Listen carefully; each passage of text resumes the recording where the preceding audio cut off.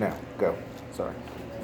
So my story tonight for acting naturally during a sketchy situation is when I had to pick up my friend, his name was Matt, to go pick up his check at IHOP one night. So I go over to his apartment that he was staying at that time.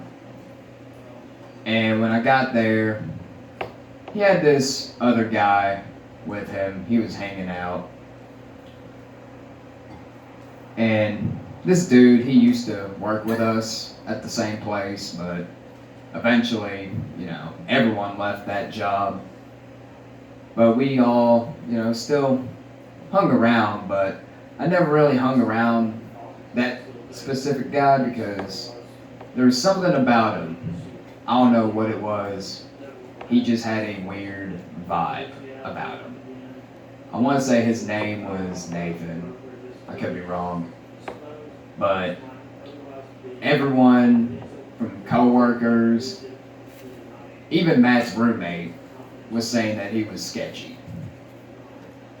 I never really talked to him or anything, but I always had that weird vibe just being around him. So I go over to Matt's apartment. He's there, just hanging out. All I plan on doing is just picking Matt up, take him to IHOP to get his check, and then resume on with my night. Nathan, who got an Uber to hang out with Matt, didn't have any money to Uber back to his place. Which I thought, why would you hang out with someone knowing that you don't have enough money to even go back to your own place? Now, I didn't feel like driving any farther than I needed to that night because it was dark. I want to say it was around winter time and it was raining pretty bad that night. But, I didn't want to take anyone else with me. So Matt gets ready, he's ready to go. And, the dude, Nathan, he's asking me, can I just please get a ride? I don't want to get a ride. I hardly know him. But what does he do? He just jumps in the car. So I'm, keeping my cool. I'm like, well, he ain't really got a ride else anywhere. I guess he can ride even though I don't want to give him a ride. So I go to IHOP first. That way Matt can get his check. And then I'll take Nathan to wherever he needs to go. And Nathan said he'll give me money, the little money that he had, which he never did. But it was like, alright, whatever. So after Matt gets his check at IHOP, I asked Nathan, where does he live at? He lives in Gallatin. The IHOP that Matt works at's in Madison. We're all the way in Hendersonville. We all in that area. Now, Gallatin ain't far from Hendersonville.